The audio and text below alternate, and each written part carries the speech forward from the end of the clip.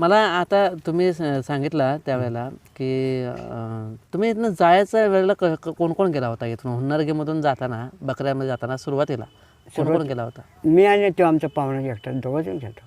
पाहुणा. ते ह्याला मेतकेलं होतं. हां, मेतक्याला त्यावेळी बकरी होती. होय. हां. तेव्हा काय तो काय मग जेवण करायला होत होता.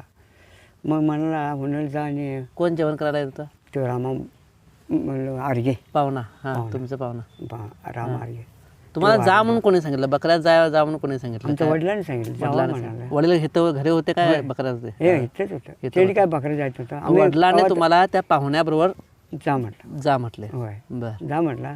हं, मी गेलो. बरं झालं म्हणाला. हं. मग पाया पडलो. भांडा लावला. बस म्हणाला. जेवण केलो खाल्लो.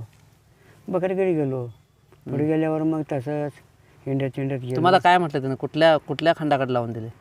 ते लावराकडे गेलो मी. लाहोराकडे गेला? लावराकडे बर. मग लावराकडे गेलो. मागणं मग म्हणाला तो बुधनूरचा सिद्ध्या म्हणता होता तो म्हणाला आपाजी माझ्याकडे ये म्हणाला. त्या दिवशी गेलो ह्याला होतं बेनाळ्याला हां, गेलो आणि पुढे गेलो. बकऱ्या ऐकनात. हां. पाऊस पडला तर बकरी ऐकनात. शेवटला मला पायाचं बकरी चाललं. मग उभा कर म्हणाला. मारायलाच नाही ना शिवाज द्यायचं नाही हो. हां, मग कसं करणार हो मी. हां, गप राहिलो. मामा मला ऐकत नाही म्हटलं. मी आता ऐकत नाही. हां, मारू काय म्हटलं. मार म्हटलं. हां. असं काठीवर केला.